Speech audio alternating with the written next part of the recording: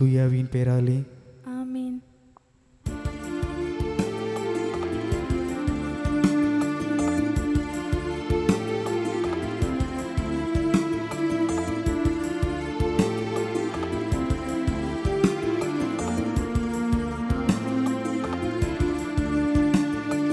தேவன் கோயில் மணியோசை கேட்டேன், இறைவன் இல்லம் விரைந்தேன்.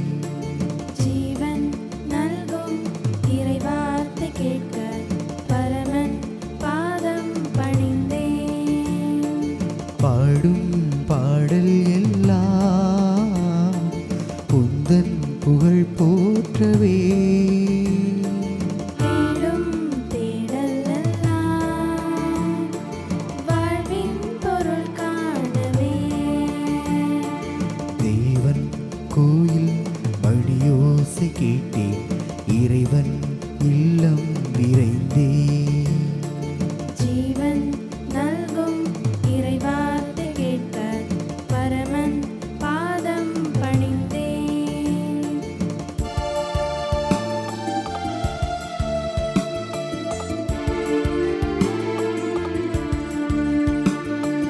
போகாத தூரங்கள் நான் ஓடினேன், தேடாத செல்வங்கள் நான் தேடினேன். பாடாத ராகங்கள் நான் பாடினேன், சேராத பெருமைகள் நான் நாடினேன். மோகம் கொண்டேன், வேகம் கண்டேன், சோகம் கொண்டேன், பாரம் கொண்டேன். வாய்மையின் பொருளும் வார்த்தையின் அருளும் தேடி நான் சரணாகிறேன். தேவன் கோயில் மணியோசை கேட்டேன், இறைவன் இல்லம் விரைந்தேன். ஜீவன் நல்கும் இறைவார்த்தை கேட்க பரமன் பாதம் பணிந்தேன். தந்தை மகன் தூயாவியாரின் பெயராலே ஆமென். நம் ஆண்டவராகிய இயேசு கிறிஸ்துவின் அருளும் கடவுளின் அன்பும் தூயாவியாரின் நட்புறவும் உங்கள் அனைவரோடும் இருப்பதாக. உம் ஆன்மாவோடும் இருப்பதாக. அன்பு சகோதர சகோதரிகளே, இன்று ஆண்டின் பொதுக்காலம் 22ஆம் ஞாயிறு. கடல் என்றால் அலைகள் உண்டு, நிலப்பரப்பு என்றால் மேடு பள்ளங்கள் உண்டு. அதுபோல வாழ்க்கை என்பதும் இன்பம் மற்றும் துன்பங்களால் நிறைந்தது.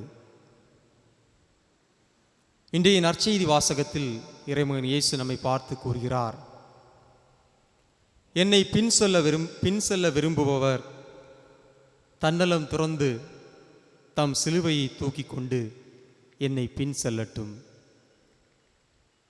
நம் வாழ்க்கையில் நாம் அன்றாடம் சந்திக்கும் துன்பங்களை, சோதனைகளை, மனப்பிரச்சனைகள் மற்றும் உடல் கஷ்டங்களை ஏற்றுக்கொண்டு அதையும் தாண்டி இறைவன் நம்முடன் இருக்கிறார், நம்முடன் பயணிக்கிறார் என்ற நம்பிக்கையுடன் நாம் நம்முடைய வாழ்க்கையை நாம் தொடர்ந்து பயணிக்கும் பொழுது நாம் வாழ்வை நன்றாக வாழ முடிகிறது.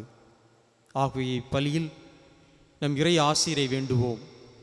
நமது துன்ப நேரங்களில் நாம் இறைவனின் உடனிருப்பை நாம் அறிந்து உணர்ந்து வாழ இறைவன் நம்மை ஆசீர்வதிப்பாராக. சகோதர சகோதரிகளே, தூய மறை நிகழ்வுகளை கொண்டாட நாம் தகுதி பெறும் பொருட்டு நம் பாவங்களை ஏற்றுக்கொள்வோம். எல்லாம் வல்ல இறைவனிடமும் சகோதர சகோதரிகளே, உங்களிடமும் நான் பாவியனை ஏற்றுக்கொள்கிறேன். ஏனெனில் என் சிந்தனையாலும் சொல்லாலும் செயலாலும் கடமைகள் தவறியதாலும் பாவங்கள் பல செய்தேன். என் பாவமே, என் பாவமே, என் பெரும் பாவமே. ஆகையால் எப்பொழுதும் கன்னியான புனித மரியாவையும் வானதூதர் புனிதர் அனைவரையும் சகோதர சகோதரிகளை உங்களையும் நம் இறைவனாகிய ஆண்டவரிடம் எனக்காக வேண்டிக் கொள்ள மன்றாடுகிறேன். எல்லாம் வல்ல இறைவன் நம் மீது இரக்கம் வைத்து நம் பாவங்களை மன்னித்து நம்மை நிலை வாழ்வுக்கு அழைத்து செல்வாராக. ஆமென்.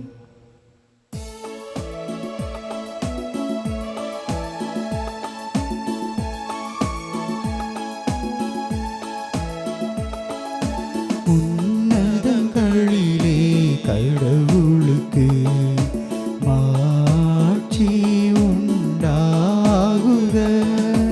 உலகினிலே நல் மனதோருக்கு அமைதியாகுக. உம்மை புகழ்கின்றோம், உம்மை வாழ்த்துகின்றோம். உம்மை ஆராதிக்கின்றோம், உம்மை மாட்சிப்படுத்துகின்றோம். உமது மேலான மாட்சியின் பொருட்டு உமக்கு நன்றி கூறுகின்றோம். ஆண்டவராகிய இறைவா, வானுலக அரசரே, எல்லாம் வல்ல தந்தையாகிய இறைவா, ஒரே மகனாய் உதித்த ஆண்டவர் இயேசு கிறிஸ்துவே, ஆண்டவராகிய இறைவா, இறைவனின் செம்மறியே, தந்தையின் திருமகனே, தந்தையின் திருமகனே, உலகின் பாவங்களை போக்குபவரே, எங்கள் மேல் இரக்கமாயிரும். உலகின் பாவங்களை போக்குபவரே, எங்கள் மன்றாட்டை ஏற்றருளும். தந்தையின் வலப்பக்கம் வீற்றிருப்பவரே, எங்கள் மேல் இரக்கமாயிரும். ஏனெனில் இயேசு கிறிஸ்துவே, நீரொருவரே தூயவர், நீரொருவரே ஆண்டவர், நீரொருவரே உன்னதர், தூய ஆவியாரோடு தந்தையாகிய இறைவனின் மாட்சியில் இருப்பவர் நீரே. ஆமென். மன்றாடுவோமாக. எங்களுக்கு மீட்பும் பிள்ளைகளுக்குரிய உரிமையும் வழங்கும் இறைவா, உம் அன்புக்குரிய மக்களை கனிவுடன் கண்ணோக்கும். அதனால் கிறிஸ்துவில் நம்பிக்கை கொண்டுள்ள உம் மக்களுக்கு உண்மையான விடுதலையையும் நிலையான உரிமை பேற்றையும் அளிப்பீராக. உம்மோடு தூய ஆவியாரின் ஒன்றிப்பில் இறைவனா என்றென்றும் வாழ்ந்து ஆட்சி செய்கின்ற எங்கள் ஆண்டவரும் உன் திருமகனுமாகிய கிறிஸ்து வழியாக உம்மை மன்றாடுகின்றோம்.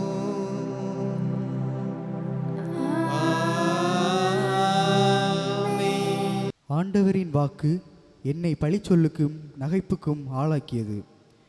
இறைவாக்கினர் எரேமியா நூலிலிருந்து வாசகம். ஆண்டவரே, நீர் என்னை ஏமாற்றி விட்டீர், நானும் ஏமாந்து போனேன். நீர் என்னை விட வலிமையுடையவர், என்மேல் வெற்றி கொண்டு விட்டீர். நான் நாள் முழுவதும் நகைப்புக்கு ஆளானேன். எல்லாரும் என்னை ஏளனம் செய்கின்றார்கள். நான் பேசும் போதெல்லாம் வன்முறை, அழிவு என்றே கத்த வேண்டியுள்ளது. ஆண்டவரின் வாக்கு என்னை நாள் முழுதும் பழிச்சொல்லுக்கும் நகைப்புக்கும் ஆளாக்கியது. அவர் பெயரை சொல்ல மாட்டேன், அவர் பெயரால் இனி பேசவும் மாட்டேன் என்பேனாகில், உம் சொல் என் இதயத்தில் பற்றி எரியும் தீ போல இருக்கின்றது. அது என் எலும்புகளுக்குள் அடைப்பட்டு கிடக்கின்றது. அதனை அடக்கி வைத்து சோர்ந்து போனேன். இனி என்னால் பொறுத்து கொள்ள முடியாது. ஆண்டவர் வழங்கும் அருள்வாக்கு. இறைவனுக்கு நன்றி. பதிலுரை பாடல் பல்லவி. கடவுளே, என் உயிர் உம்மீது தாகம் கொண்டுள்ளது. கடவுளே, என் உயிர் உம்மீது தாகம் கொண்டுள்ளது. கடவுளே, நீரே என் இறைவன், உம்மையே நான் நாடுகின்றேன். என் உயிர் உம்மீது தாகம் கொண்டுள்ளது. நீரின்றி வறண்ட தரிசு நிலம் போல என் உடல் உமக்காக ஏங்குகின்றது. பல்லவி. கடவுளே, என் உயிர் உம்மீது தாகம் கொண்டுள்ளது. உம் ஆற்றலையும் ஆட்சியையும் காண விளைந்து உம் தூயகம் வந்து உம்மை நோக்குகின்றேன். ஏனெனில் உமது பேரன்பு உயிரினும் மேலானது. என் இதழ்கள் உம்மை புகழ்கின்றன. பல்லவி. கடவுளே, என் உயிர் உம்மீது தாகம் கொண்டுள்ளது. என் வாழ்க்கை முழுவதும் இவ்வண்ணமே உம்மை போற்றுவேன். கைகூப்பி உமது பெயரை ஏத்துவேன். அறுசுவை விருந்தில் நிறைவடைவது போல என் உயிர் நிறைவடையும். என் வாய் மகிழ்ச்சி மிகு இதழ்களால் உம்மை போற்றும். பல்லவி. கடவுளே, என் உயிர் உம்மீது தாகம் கொண்டுள்ளது. ஏனெனில் நீர் எனக்கு துணையாயிருந்தீர். உம் இறக்கைகளின் நிழலில் மகிழ்ந்து பாடுகின்றேன். நான் உம்மை உறுதியாக பற்றி கொண்டேன். உமது வலக்கை என்னை இறுக பிடித்துள்ளது. பல்லவி. கடவுளே, என் உயிர் உம்மீது தாகம் கொண்டுள்ளது. தூய உயிருள்ள பலியாக உங்களை படையுங்கள். திருத்தூதர் பவுல் உரோமேற்கு எழுதிய திருமுகத்திலிருந்து வாசகம். 12ஆம் அதிகாரம் 1 முதல் 2 முடிய உள்ள இறைவார்த்தைகள். சகோதர சகோதரிகளே, கடவுளுடைய இரக்கத்தை முன்னிட்டு உங்களை வேண்டுகின்றேன். கடவுளுக்கு உகந்த தூய உயிருள்ள பலியாக உங்களை படையுங்கள். இதுவே நீங்கள் செய்யும் உள்ளார்ந்த வழிபாடு. இந்த உலகத்தின் போக்கின்படி ஒழுகாதீர்கள். மாறாக உங்கள் உள்ளம் புதுப்பிக்க பெற்று மாற்றம் அடைவதாக. அப்போது கடவுளின் திருவுள்ளம் எது என்னதென்று தெளிவீர்கள். எது நல்லது, எது உகந்தது, எது நிறைவானது என்பதும் உங்களுக்கு தெளிவாக தெரியும். இது ஆண்டவர் வழங்கும் அருள்வாக்கு. இறைவனுக்கு நன்றி.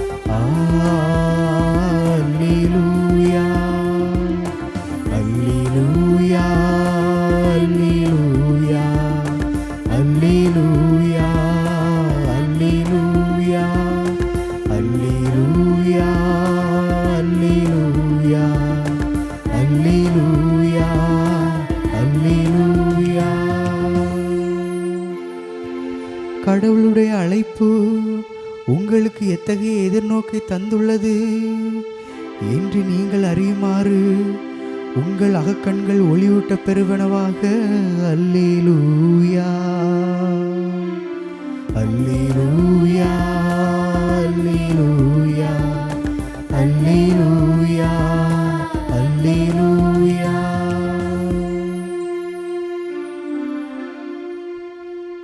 வார்த்தையான இறைவன் உங்களோடு என்றும் இருப்பாராக. உம் ஆன்மாவோடும் இருப்பாராக. மத்தேயு எழுதிய தூய நற்செய்தியிலிருந்து வாசகம். ஆண்டவரே, மாட்சி உமக்கே. நூற்பிரிவு 16 இறை வார்த்தைகள் 21 முதல் 27 முடிய. மத்தேயு எழுதிய தூய நற்செய்தி நூற்பிரிவு 16 இறை வார்த்தைகள் 21 முதல் 27 முடிய. அக்காலத்தில் இயேசு தாம் எருசலேமுக்கு போய் மூப்பர்கள், தலைமை குருக்கள், மறைநூல் அறிஞர்கள் ஆகியோரால் பலவாறு துன்பப்படவும் கொலை செய்யப்படவும் 3ஆம் நாள் உயிருடன் எழுப்பப்படவும் வேண்டும் என்பதை தம் சீடருக்கு அந்நேரம் முதல் எடுத்துரைக்கத் தொடங்கினார். பேதுரு அவரை தனியே அழைத்து கடிந்து கொண்டு, ஆண்டவரே, இது வேண்டாம், இப்படி உமக்கு நடக்கவே கூடாது என்றார். ஆனால் இயேசு பேதுருவை திரும்பி பார்த்து, என் கண்முன் நில்லாதே சாத்தானே, நீ எனக்கு தடையாயிருக்கிறாய். ஏனெனில் நீ கடவுளுக்கு ஏற்றவை பற்றி எண்ணாமல் மனிதருக்கு ஏற்றவை பற்றியே எண்ணுகிறாய் என்றார். பின்பு இயேசு தம் சீடரை பார்த்து, என்னை பின்பற்ற விரும்பும் எவரும் தன்னலம் துறந்து தம் சிலுவையை தூக்கி கொண்டு என்னை பின்பற்றட்டும். ஏனெனில் தம் உயிரை காத்துக்கொள்ள விரும்பும் எவரும் அதை இழந்து விடுவர். மாறாக என் பொருட்டு தம்மையை அழித்துக் கொள்கிற எவரும் வாழ்வடைவார். மனிதர் உலகம் முழுவதையும் ஆதாயமாக்கி கொண்டாலும் தம் வாழ்வையை இழப்பாரெனில் அவருக்கு கிடைக்கும் பயன் என்ன? அவர் தம் வாழ்வுக்கு ஈடாக எதை கொடுப்பார்? மானிட மகன் தம் தந்தையின் மாட்சியோடு தம் வானதூதர்களுடன் வரப்போகிறார். அப்பொழுது ஒவ்வொருவரும் அவரவர் செயலுக்கு ஏற்ப கைமாறு அளிப்பார் என்றார். இது வாழ்வு தரும் கிறிஸ்துவின் நற்செய்தி. கிறிஸ்துவே உமக்கு புகழ். எந்த ஆபத்துமில்லாத துன்பமில்லாத பத்திரமான இடம் வேண்டுமென்றால் பேசாமல் கல்லறையில் போய் படுத்து கொள்ளுங்கள். எந்த ஆபத்துமில்லாத துன்பமில்லாத பத்திரமான இடம் வேண்டுமென்றால் பேசாமல் கல்லறையில் போய் படுத்து கொள்ளுங்கள். இயேசுவில் பிரியமான சகோதர சகோதரிகளே, ஆண்டின் பொதுக்காலம் 22வது ஞாயிற்றுக்கிழமையை இந்த நாளிலே நாம் சிறப்பித்து கொண்டிருக்கின்றோம். அருமையான 3 வாசகங்களை இப்போது வாசிக்க கேட்டோம்.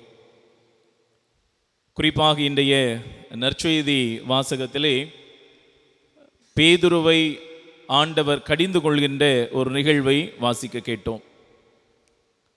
ஒருவேளை இந்த நேரத்தில் உங்களிடத்தில் ஒரு கேள்வி எழுப்பினால், யாருக்கெல்லாம் துன்பம் வேண்டாம், யாருக்கெல்லாம் நோய் நொடி வேண்டாம், யாருக்கெல்லாம் கஷ்டம் கவலை வேண்டாம் என்று சொன்னால் பலர் கை உயர்த்துவீர்கள். எங்களுக்கு எதுவுமே வேண்டாம்.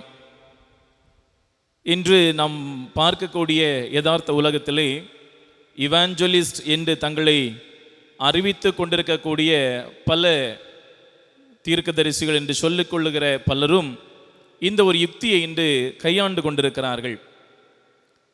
நாங்கள் போதிக்கின்ற கிறிஸ்துவிடத்திலே வாருங்கள், எங்களுடைய திருச்சபைக்கு வாருங்கள், துன்பமில்லாத துயரமில்லாத வேதனை இல்லாத ஒரு வாழ்வை ஆண்டவர் உங்களுக்கு கொடுப்பார் என்று தவறான தப்பிதமான சித்தாந்தங்களை எல்லாம் என்று போதித்து கொண்டிருக்கிறார்கள். மக்களுக்கும் அதில் ஒரு கவர்ச்சி, துயரமில்லாத வாழ்வு கிடைக்கப் போகிறது, வேதனை இல்லாத ஒரு வாழ்வு கிடைக்கப் போகிறது, சரி அங்கே செல்வோம் என்று பலர் சொல்வதையும் பார்க்க முடிகின்றது. ஆனால் யதார்த்தம் என்ன? துயரமில்லாத துன்பமில்லாத ஒரு வாழ்வு என்பது கிடைக்கக்கூடுமா? அது இருப்பது சாத்தியமா என்று கேட்டால், நம்முடைய கிறிஸ்தவத்தின் பார்வையிலே அப்படி ஒரு வாழ்வு இல்லை.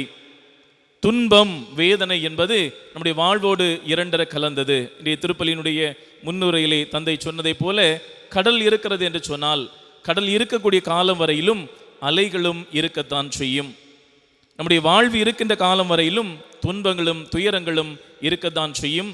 இந்த துன்பங்கள் துயரங்கள் மத்தியில்தான் கிறிஸ்துவை நாம் அனுபவிக்க வேண்டும், கிறிஸ்துவை பின்பற்ற வேண்டும் என்று ஆண்டவர் இயேசு மிக தெளிவாகவே இந்த நாளிலே நமக்கு உரைக்கின்றார். சில நாட்களுக்கு முன்பாக சற்று உடல் பருமனான ஒரு இளைஞரை சந்தித்தேன்.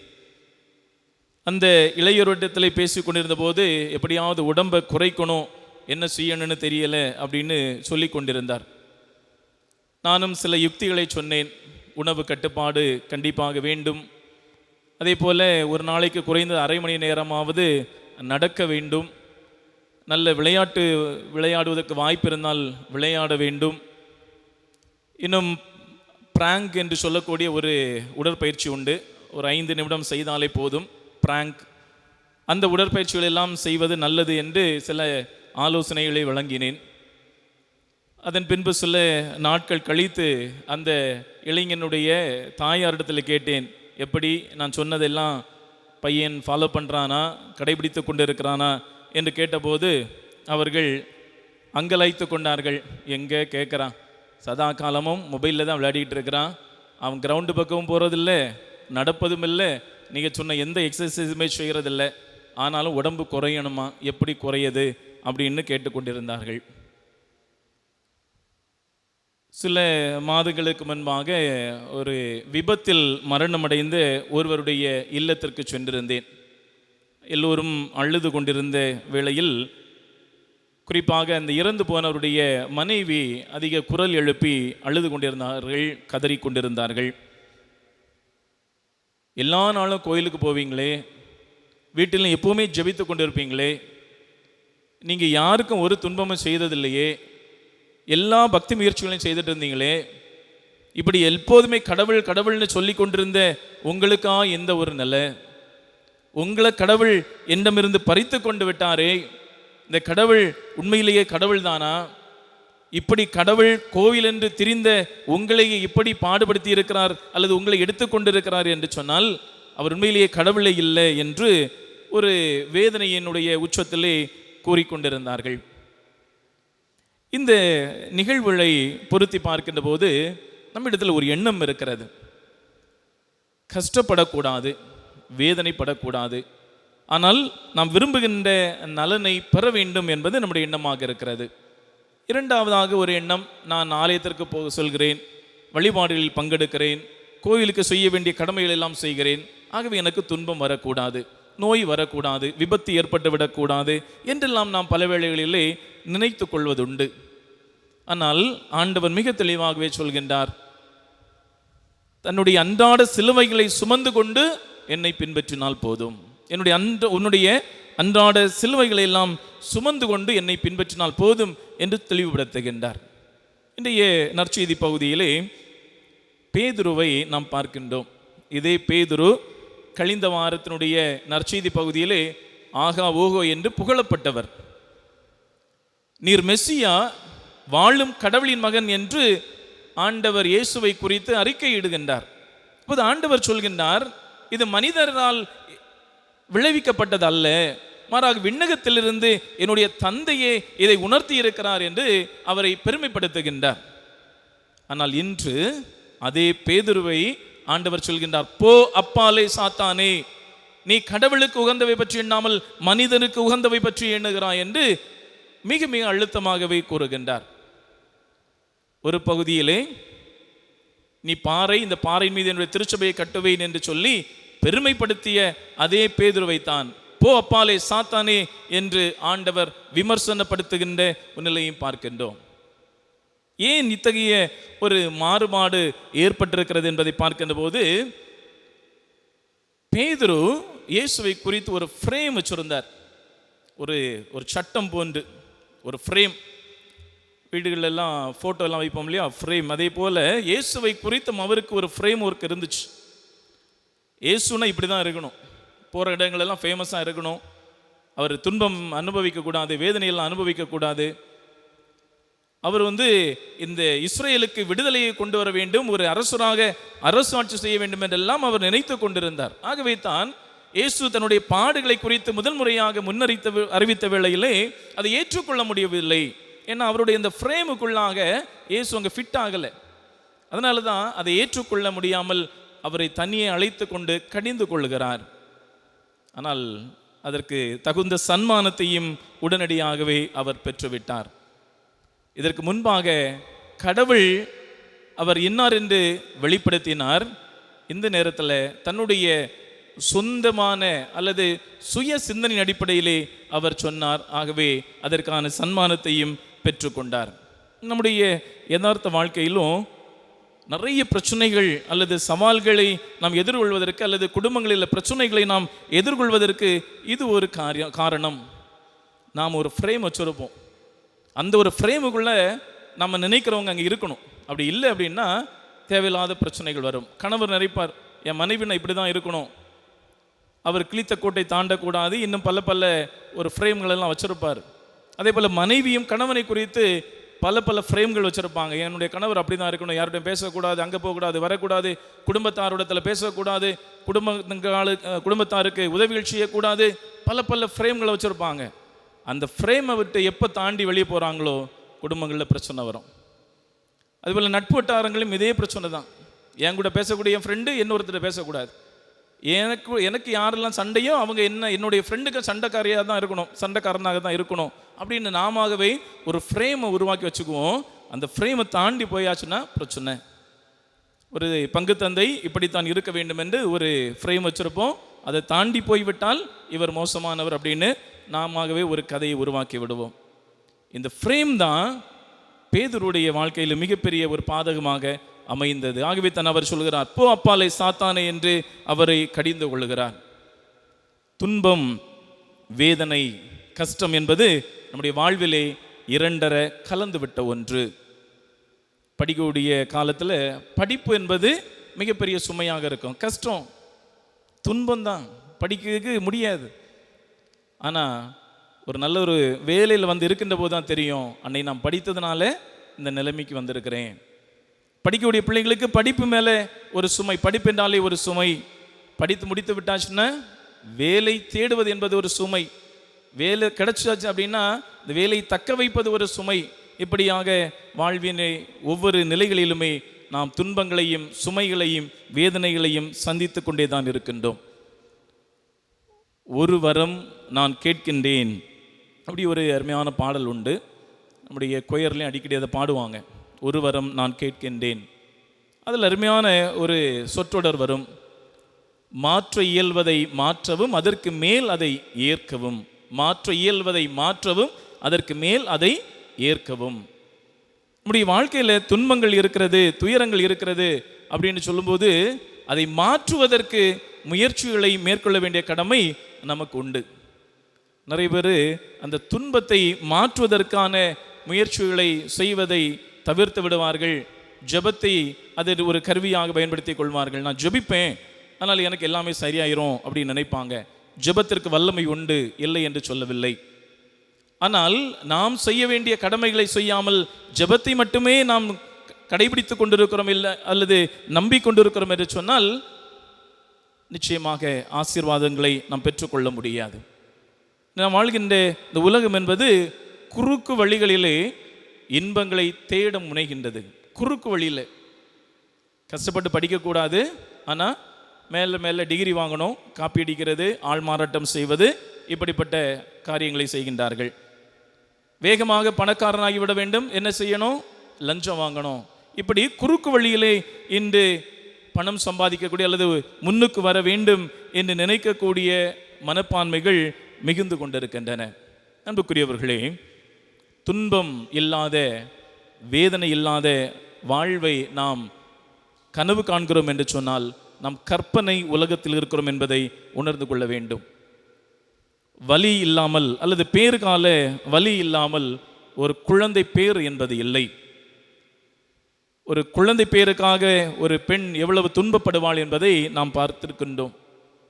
அந்த ஒரு வலி எனக்கு வேண்டாம் என்று சொன்னால் ஒரு ஒரு குழந்தையை இந்த உலகத்திலே பிறப்பெடுக்க வைக்க இயலாது. அதே போல நெருப்புக்கு கையளிக்காமல் பொன் புடமிடப்படுவது இல்லை. உளி தாங்கும் கற்களே சிலைகளாகும், வலி தாங்கும் உள்ளம்தான் நிலையான சுகம் காணும். அதே போலத்தான் நம்முடைய வாழ்க்கையிலே நாம் துன்பங்களை ஏற்று இந்த துன்பங்கள் வழியாக ஆண்டவர் என்னை புடமிடுகிறார் என்பதை உணர்ந்து கொண்டாலே அந்த துன்பங்கள் நமக்கு ஆசீர்வாதங்களாக மாறும். எப்போது இந்த துன்பங்களை நாம் தடையாக பார்க்கிறோமோ அப்போது அந்த தடை இன்னும் இன்னும் அதிகரித்து கொண்டே தான் போகுமே தவிர ஒருபோதும் குறைய போவதில்லை. ஆனால் எப்போது இந்த துன்பங்களை கடந்து ஆண்டவர் என்னை மகத்தான காரியத்திற்காக தயாரித்து கொண்டிருக்கிறார், உருவாக்கி கொண்டிருக்கிறார் என்று நாம் நினைக்கிறோமோ நம்புகிறோமோ அப்போதே ஆண்டவருடைய அருளையும் ஆசிரையும் நாம் நிரம்ப பெற்றுக்கொள்ள முடியும். இரண்டாவதாக இன்றைய இரண்டாவது வாசகத்திலே பவுலடியார் சொல்வார், தூய பலிப்பொருளாக உங்களையே படையுங்கள். அதுதான் ஆண்டவருக்கு பிரியமானது. நம் துன்புறுகின்ற வேளையிலே நாம் மட்டும் தனியாக துன்புறுகிறோம் என்று நாம் நினைத்துக் கொள்வதுண்டு. ஒரு காரியத்தை மட்டும் நாம் உணர்ந்து கொள்வோம். நிறைய கஷ்டம் இருக்குது, கடன் தொல்லை இருக்குது, வேதனை இருக்குது, குடும்பத்தில் ஒரு முன்னேற்றம் இல்லை, பிரச்சனை மேலே பிரச்சனையாக இருக்கிறது, எடுக்கக்கூடிய எல்லாமே எனக்கு தோல்வியாக மாறுகிறது அப்படின்னு நினைத்து கொண்டிருந்தா ஆண்டவரிடத்தில் சொல்லுங்க, ஆண்டவரை நான் முடிந்தவரை போராடிவிட்டேன், என்னுடைய சக்தியை தாண்டியும் நான் போராடிவிட்டேன், என்னை நீங்கள் பொறுப்படுத்திக் கொள்ளுங்க, நீங்கள் பார்த்து கொள்ளுங்க, என்னுடைய பலம் இவ்வளவு தான், இதற்கு மேலே நீங்கள் பொறுப்படுத்திக் கொள்ளுங்க என்று நம் ஆண்டவரிடத்தில் நம்மை ஒப்படைக்கின்ற போது அவர் நம்மை பாதுகாப்பார். அவர் ஒருபோதும் நம்மை கைவிட மாட்டார். இன்னைக்கு இந்த ஒரு நம்பிக்கை என்பதும் நம்முடைய நம்பிக்கை வாழ்விலே குறைந்து கொண்டே போகிறது. ஆண்டவர் நம்மை பாதுகாப்பார் என்பது பல வேளைகளிலே நமக்கு மறந்து போய்விடுகின்றது. நம்முடைய சொந்த உழைப்பை, சொந்த திறமைகளை நம்பி நம்முடைய வாழ்க்கையை நாம் அமைத்துக் கொள்கின்ற போது பல நேரங்களிலே தோல்வியை சந்திக்கின்றோம். ஆனால் இன்னும் முயற்சிகளை முன்னெடுக்கின்ற போது ஆண்டவர் என் சார்பாக இருக்கிறார், அவர் என்னை இன்னுமாக ஆற்றல் படுத்துவார் என்று நம்பி நாம் பணிகளை செய்கின்ற போது நிச்சயமாக நாம் எடுக்கக்கூடிய காரியங்களிலே வெற்றியை காண முடியும். நாம் நினைத்திராத முறையிலே ஆண்டவர் நம்முடைய வாழ்க்கையிலே செயலாற்றி கொண்டே இருப்பார். ஆகவே நம்பிக்கையோடு தூய பலிப்பொருளாக ஆண்டவரிடத்திலே நம்மை ஒப்படைப்போம். நிச்சயமாக ஆண்டவர் நமக்கு அருளின் வாழ்வினை, அதிசயிக்கத்தக்க மாற்றங்களை நம்முடைய வாழ்க்கையிலே ஒவ்வொரு முறையும் தந்து கொண்டே இருப்பார். ஆக இந்த அருமையான நாளிலே துன்பங்களை நேர்மறையாக பார்க்கக்கூடிய ஒரு பார்வையை பெற்றுக்கொள்வோம். துன்பம் எனக்கு வேண்டாம் என்ற மனநிலைகளை கடந்து இந்த துன்பங்களுடைய ஆண்டவர் என்னை இன்னும் அதிகமாக பலப்படுத்துகின்றார் என்பதை நாம் உணர்ந்து கொள்வோம். யோவான் நற்செய்தி 12ஆம் அதிகாரம் 24வது வசனத்திலே கோதுமை மணி மண்ணில் விழுந்து மடிந்தால் ஒழிய அது அப்படியே இருக்கும், மடிந்தால்தான் மிகுந்த பலனளிக்கும் என்று சொல்லப்பட்டிருப்பதை போல மிகுந்த பலனளிப்பதற்காக ஆண்டவர் நம்மை புடமிட்டு கொண்டே இருக்கிறார், நம்மை திடப்படுத்தி கொண்டே இருக்கிறார் என்பதை நம்முடைய வாழ்க்கையிலே நாம் உணர்ந்து கொள்வோம். பவுலடியார் தன்னுடைய வாழ்க்கையிலே எவ்வளவு வேதனைகளை, எவ்வளவு சவால்களை சந்தித்திருந்தார் பாருங்கள். கொரிந்தியருக்கு எழுதப்பட்ட 2வது திருமுகம் 11ஆம் அதிகாரம் 23 27 வரை உள்ள இறை வார்த்தைகளிலே தான் பட்ட அவ்வளவு வேதனைகளையும் சொல்லிக் கொண்டே இருப்பார். எத்தனை முறை கசையடிப்பட்டேன், கல்லறிப்பட்டேன், கப்பல் சிதைவில் சிக்கினேன், பட்டினி கிடந்தேன், ஆடையின்றி கிடந்தேன் என்றெல்லாம் எவ்வளவு வேதனைகளை, எவ்வளவு துன்பங்களை அவர் அனுபவித்தார் என்பதை அங்கே தெளிவுபடுத்துவார். ஆனாலும் தொடர்ந்து ஆண்டவரிலே அவர் நம்பிக்கை கொண்டு அவருக்கான பணிகளை செய்தார். நம்முடைய வாழ்க்கையிலும் நாம் ஆண்டவருக்கு உகந்த வாழ்வு வாழ்கின்ற போது, நம்பிக்கை வாழ்விலே இன்னும் ஆழம் பெறுகின்ற போது துன்பங்கள், துயரங்கள் நம்மை விட்டு அகன்று போகும். ஆண்டவர் அதை மகிழ்ச்சியான கானங்களாக மாற்றுவார். அத்தகைய இறைவனுடைய வல்லமை நம்மிலே செயலாற்றிட இறையருள் வேண்டி தொடரும் இந்த பலியிலே மன்றாடுவோம். அன்பானவர்களே, நாம் நமது நம்பிக்கையை அறிக்கையிடுவோம். ஒரே கடவுளை நம்புகின்றேன், விண்ணகமும் மண்ணகமும் காண்பவை காணாதவை யாவும் படைத்த எல்லாம் வல்ல தந்தை அவரே, கடவுளின் ஒரே மகனாய் உதித்த ஒரே ஆண்டவர் இயேசு கிறிஸ்துவை நம்புகின்றேன். இவர் காலங்களுக்கெல்லாம் முன்பே தந்தையிடமிருந்து பிறந்தார். கடவுளினின்று கடவுளாக, ஒளியினின்று ஒளியாக, உண்மை கடவுளினின்று உண்மை கடவுளாக உதித்தவர். இவர் உதித்தவர், உண்டாக்கப்பட்டவர் அல்லர், தந்தையோடு ஒரே பொருளானவர். இவர் வழியாகவே யாவும் படைக்கப்பட்டன. மனிதர் நமக்காகவும் நம் மீட்புக்காகவும் விண்ணகமிருந்து இறங்கினார். தூய ஆவியாரால் கன்னிமரியாவிடம் உடலெடுத்து மனிதனானார். மேலும் நமக்காக போந்திய பிலாத்தின் அதிகாரத்தில் சிலுவையில் அறையப்பட்டு பாடுபட்டு இறந்து அடக்கம் செய்யப்பட்டார். மறைநூல்களின்படி 3ஆம் நாள் உயிர்த்தெழுந்தார். விண்ணகத்துக்கு எழுந்தருளி எல்லாம் வல்ல தந்தையின் வலப்பக்கம் வீற்றிருக்கின்றார். வாழ்வோரையும் இறந்தோரையும் தீர்ப்பிட மாட்சியுடன் மீண்டும் வர இருக்கின்றார். அவரது ஆட்சிக்கு முடிவு இராது. தந்தையிடமிருந்தும் மகனிடமிருந்தும் புறப்படும் ஆண்டவரும் உயிரளிப்பவருமான தூய ஆவியாரை நம்புகின்றேன். இவர் தந்தையோடும் மகனோடும் ஒன்றாக ஆராதனையும் ஆட்சியும் பெறுகின்றார். இறைவாக்கினர்கள் வாயிலாக பேசியவர் இவரே. ஒரே புனித கத்தோலிக்க திருத்தூதர் வழிவரும் திரு அவை நம்புகின்றேன். பாவ மன்னிப்புக்கான ஒரே திருமுழுக்கை ஏற்றுக்கொள்கின்றேன். இறந்தோரின் உயிர்ப்பையும் வரவிருக்கும் மறுவுலக வாழ்வையும் எதிர்பார்க்கின்றேன். ஆமேன். சுமை சுமந்து சோர்ந்திருப்போரே, எல்லோரும் என்னிடம் வாருங்கள், நான் உங்களுக்கு இளைப்பாறுதல் தருவேன் என்று கூறிய அன்பான இறைவா,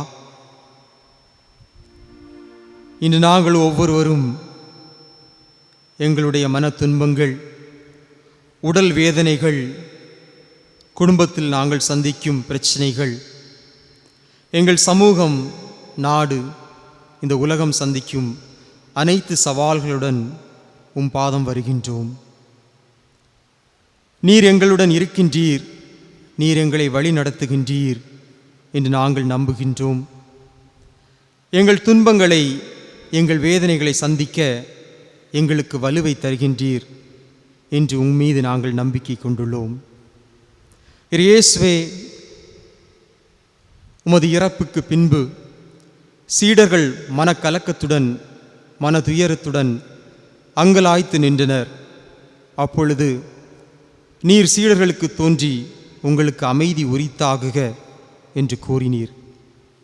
இன்று நீர் எங்கள் மத்தியில் இருந்து உங்களுக்கு அமைதி உண்டாகுக என்று கூறுகிறீர் என்று நம்புகின்றோம். எங்களுடைய சகோதர சகோதரிகள், நண்பர்கள், உடன் வாழ்பவர்கள் பிரச்சனைகளில் உழல்கின்ற பொழுது நீர் எவ்வாறு எம்மாவுஸ் சீடர்களுடன் இருந்து அவர்களுக்கு நம்பிக்கை அளித்தீரோ, அதுபோல நாங்களும் பிரச்சனைகளில் வாடும் நபர்களுக்கு நம்பிக்கை அளிக்க எங்களுக்கு தெம்பை தாரும். இயேசுவே, எவ்வாறு கோதுமை மணி மண்ணில் விழுந்து பலன் தருகிறதோ, அதுபோல நாங்களும் பிரச்சனைகளை சந்தித்து அவைகளை ஏற்றுக்கொண்டு வாழ்க்கையில் வெற்றியை பெற எங்களுக்கு அருள் தாரும். ஜெபத்தையும் திருமகன் கிறிஸ்து வழியாக உம்மை பார்த்து வேண்டுகிறோம். ஆமென்.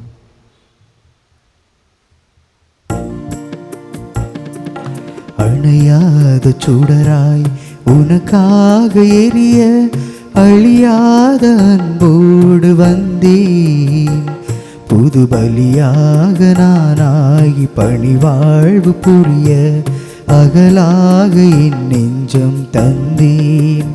நான் அகலாக என் நெஞ்சம் தந்தேன். அணையாத சுடராய் உனக்காக எரிய அழியாத அன்போடு வந்தேன். புது பலியாக நானாகி பணிவாழ்வு புரிய அகலாக என் நெஞ்சம் தந்தேன். நான் அகலாக என் நெஞ்சம் தந்தேன்.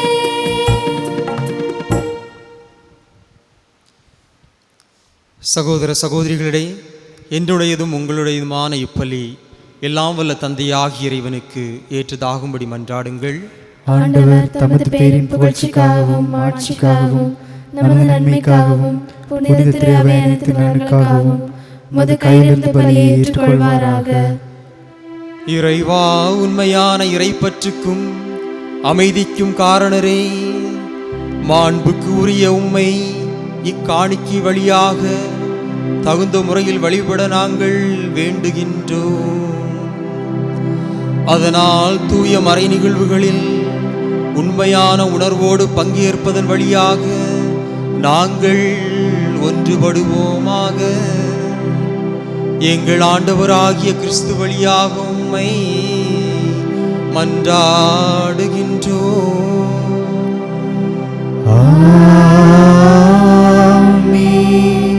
ஆண்டவர் உங்களோடு இருப்பாராக. ஆன்மாவோடும் இருப்பாராக. இதயங்களை மேலே எழுப்புங்கள். ஆண்டவரிடம் எழுப்பியுள்ளோம்.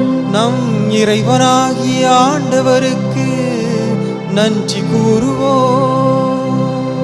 அது தகுதியும் நீதியும் மானதே.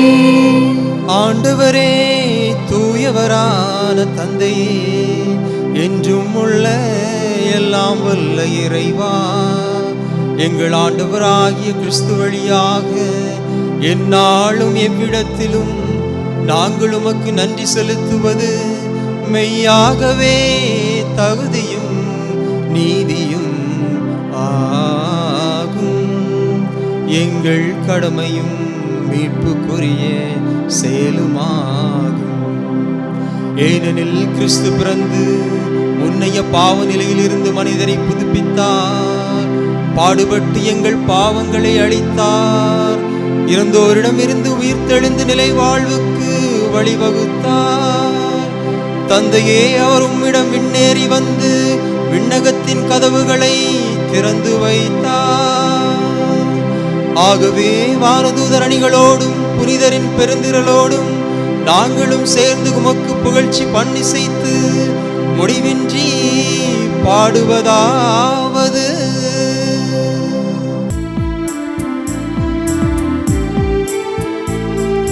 தூயவர் தூயவர் தூயவர் வான்படைகளின் கடவுளாம் ஆண்டவர், விண்ணகமும் மண்ணகமும் உமது மாட்சியால் நிறைந்துள்ளன.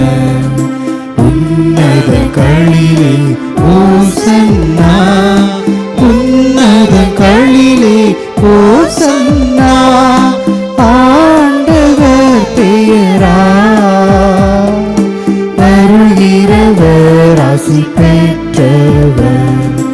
உன்னதங்களிலே ஓசன்னா, உன்னதங்களிலே ஓசன்னா.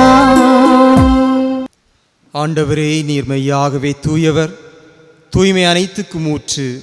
ஆகவே உம்முடைய ஆவியை பொழிந்து இக்காணிக்கைகளை தூய்மைப்படுத்த உம்மை வேண்டுகின்றோம். இவ்வாறு எங்கள் ஆண்டவர் இயேசு கிறிஸ்துவின் உடலும் இரத்தமுமாக எங்களுக்கு இவை மாறுவனவாக. அவர் பாடுபட உளம் கனிந்து தம்மை கையளித்த போது அப்பத்தை எடுத்து நன்றி செலுத்தி அதை பிட்டு தம் சீடர்களுக்கு அளித்து அவர் கூறியதாவது: அனைவரும் இதிலிருந்து பெற்று உண்ணுங்கள், ஏனெனில் இது உங்களுக்காக கையளிக்கப்படும் என் உடல்.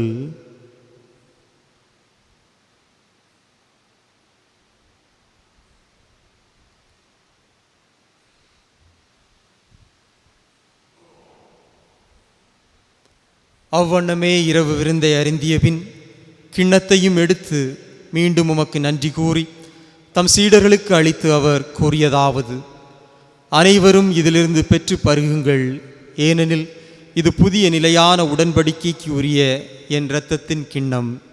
இது பாவ மன்னிப்புக்கென்று உங்களுக்காகவும் பலருக்காகவும் சிந்தப்படும். இதை என் நினைவாக செய்யுங்கள்.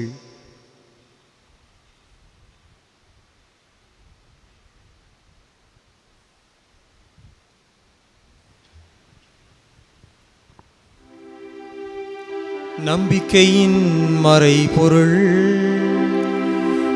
ஆண்டவரே, நீர் வருமளவும் உமது இறப்பினை அறிக்கையிடுகின்றோம்,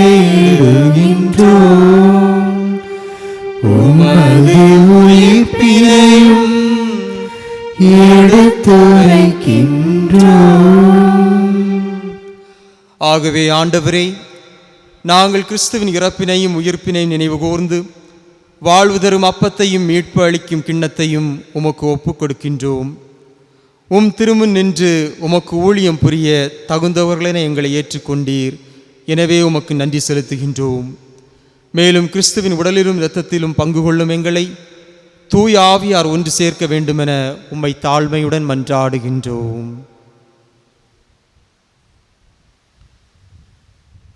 ஆண்டவரே, உலகெங்கும் பரவியிருக்கும் உமது திரு அவையை நினைவு கூர்ந்தருளும். எங்கள் திருத்தந்தை பிரான்சிஸ், எங்கள் மறைமாவட்ட அப்போஸ்தலிக்க பரிபாலகர் மேதகு அந்தோணி பாப்புசாமி ஆண்டகை, எல்லா திருநிலையினர் மற்றும் பொதுநிலையினர் ஆகிய அனைவரோடும் உமது திரு அவை அன்பில் நிறைவு பெறச் செய்தருளும். தந்தையே, இந்த வாரத்திலே பிறந்தநாள் கொண்டாடுகின்ற அனைத்து பிள்ளைகளுக்காக ஜெபிக்கின்றோம். திருமண நாளை சிறப்பிக்கக்கூடிய தம்பதியருக்காக ஜெபிக்கின்றோம். இந்த வாரத்திலே நடைபெறுகின்ற அனைத்து நிகழ்வுகளுக்காக ஜெபிக்கின்றோம். உம்முடைய வல்லமையால் ஒவ்வொருவரையுமே ஆசிர்வதியும். ஒவ்வொன்றையும் அதனதன் காலத்திலே செம்மையாக செய்யக்கூடிய ஆண்டவர் தாமே எங்களுடைய வாழ்விலே அனைத்து நன்மைகளையும் பொழிய வேண்டுமாய் ஜெபிக்கின்றோம். துன்ப வேளையிலும் துயர வேளையிலும் துயர் துடைக்கும் கரமாக நீர்தாமே இருந்தருளும். எங்களுடைய வாழ்விலே இருக்கக்கூடிய கடன் பிரச்சனைகளாக இருக்கலாம், கண்ணீர் துளிகளாக இருக்கலாம், அத்தனையும் நீர்தாமை மாற்றி நலமான வாழ்வை எங்களுக்கு தாரும். அன்பு ஆண்டவரே, எங்களுடைய வாழ்விலே நீர் எங்களோடு உடன் இருக்கின்றீர் என்பதை எங்களுடைய அக நம்பிக்கையால் உணர்ந்து கொள்ள உம்முடைய அருளை எங்களுக்கு தாரும். நீர் ஏதோ தொலைவில் இருக்கிறீர் என்று நாங்கள் அவநம்பிக்கையோடு இல்லாது எங்களோடு உடன் பயணிக்கின்றீர், எங்களை ஒவ்வொரு நாளும் புதுப்பித்துக் கொண்டே இருக்கின்றீர், எங்களுடைய வாழ்வுக்கு தேவையான நன்மைகளை பொழிந்து கொண்டே இருக்கிறீர் என்று நம்பிக்கையோடு வாழ அருளை தாரும். எங்கள் அனைவர் மீதும் இரக்கமாயிரும். கடவுளின் கன்னித்தாயான புனித மரியா, அவருடைய கணவரான புனித யோசேப்பு, புனித திருத்தூதர்கள், இவ்வுலகில் உமக்குகந்தவராய் வாழ்ந்த புனிதர் அனைவருடனும் நாங்கள் நிலைவாழ்வில் பங்கு கொள்ளும் தகுதி பெற்று உம் திருமகன் இயேசு கிறிஸ்து வழியாக உம்மை புகழ்ந்தேத்தும் வரமருள உம்மை மன்றாடுகின்றோம்.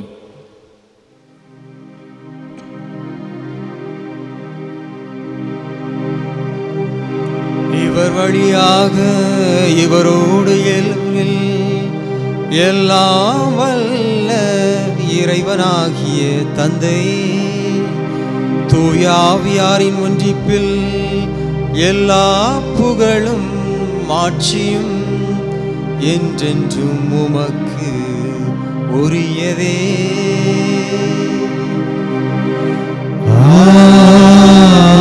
ஆமென். ஆமென்.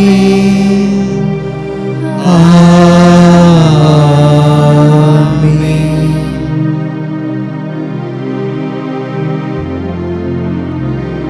மீட்பரின் கட்டளையால் கற்பிக்கப்பட்டு இறை படிப்பினையால் பயிற்சி பெற்ற நாம் துணிந்து பாடுவோம். விண்ணுலகில் இருக்கிற எங்கள் தந்தையே, உமது பெயர் தூயது என போற்ற பெறுக.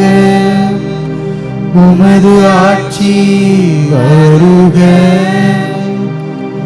உமது திருவுளம் விண்ணுலகில் நிறைவேறுவது போல மண்ணுலகிலும் நிறைவேறுக.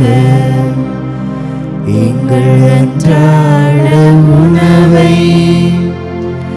இன்று எங்களுக்கு தாரும். எங்களுக்கு எதிராக குற்றம் செய்வோரை நாங்கள் மன்னிப்பது போல எங்கள் குற்றங்களை மன்னியும். எங்களை சோதனைக்கு உட்படுத்தாதேயும், தீமையிலிருந்து எங்களை விடுவித்தருளும். ஆண்டவரே, தீமை அனைத்திலிருந்து எங்களை விடுவித்து எங்கள் வாழ்நாளில் அமைதியை கனிவுடன் அருள உம்மை மன்றாடுகின்றோம். உமது இரக்கத்தின் உதவியால் நாங்கள் பாவத்திலிருந்து எப்போதும் விடுதலை பெற்று யாதொரு கலக்கமும் இன்றி நலமாயிருப்போமாக. நாங்கள் எதிர்நோக்கி இருக்கும் பேரின்பத்துக்காகவும் எம் மீட்பராகிய இயேசு கிறிஸ்துவின் வருகைக்காகவும் காத்திருக்கின்றோம். ஏனெனில் ஆட்சியும் வல்லமையும் மாட்சியும் என்றென்றும் உமதே. ஆண்டவரே இயேசு கிறிஸ்துவே, அமைதியை உங்களுக்கு விட்டு செல்கின்றேன், என் அமைதியையே உங்களுக்கு அளிக்கின்றேன் என்று திருத்தூதர்களுக்கு மொழிந்தீரே. எங்கள் பாவங்களை பாராமல் உமது திரு அவையின் நம்பிக்கையை கண்ணோக்கி உமது திருவுளத்திற்கு ஏற்ப அதற்கு அமைதியை ஒற்றுமையையும் அளித்தருள்வீராக. என்றென்றும் வாழ்ந்து ஆட்சி செய்கின்றவர் நீரே. ஆமென். ஆண்டவருடைய அமைதி உங்களோடு என்றும் இருப்பதாக. உம் ஆன்மாவோடும் இருப்பதாக.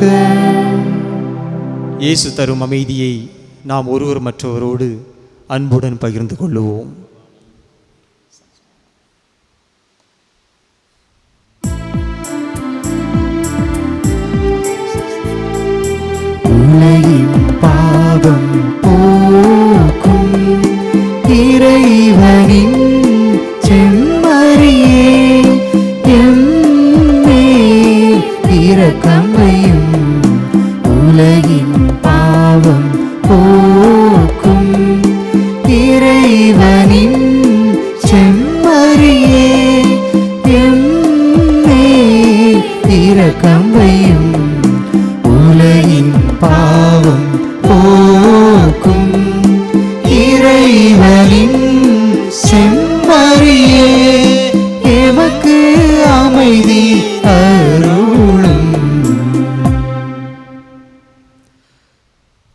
இதோ இறைவனின் செம்மறி, இதோ உலகின் பாவங்களை போக்குபவர்.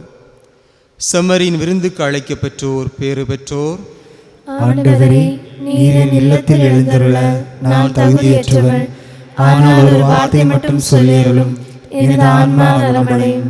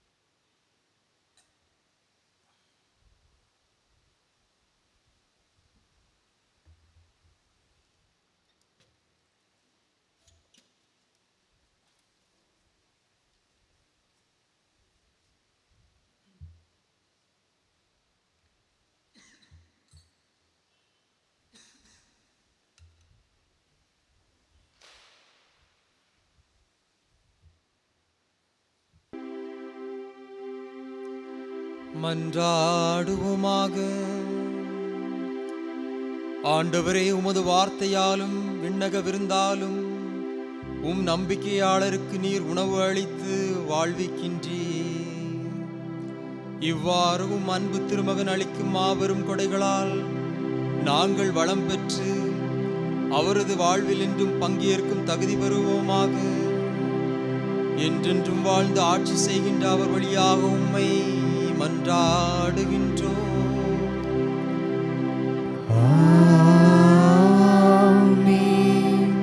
ஆண்டவர் உங்களோடு இருப்பாராக.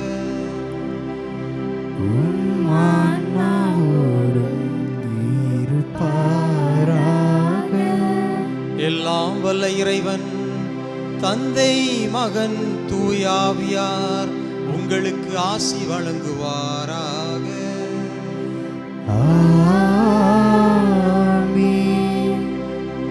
துன்பங்களை துணிவுடன் சந்திக்க சென்று வாருங்கள். திருப்பலி நிறைவேறிற்று. இறைவனுக்கு நன்றி.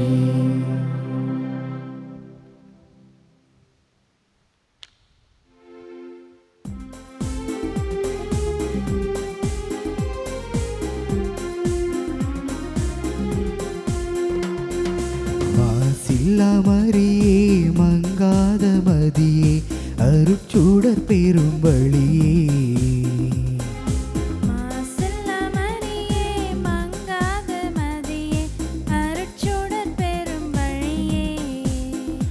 உன்னை அம்மா என்றழைத்தால் ஆறுதல் தந்து அடைக்கலம் தருபவளே, அன்னை நீ வாழ்கவே, மரியே நீ வாழ்கவே. அன்னை நீ வாழ்கவே, எங்கள் மரியே நீ வாழ்கவே. மாசில்லா மரியே, மங்காத மதியே, அருட்சூடர் பெரும் வழியே. நித்திய ஸ்துதிக்குரிய பரிசுத்த நற்கருணைக்கு பக்தியாய் ஆராதனை எத்திசையும் புரிவோம். பக்தியாய் ஆராதனை எத்திசையும் புரிவோம். தந்தை, மகன், தூயாவின் பேராலே ஆமென்.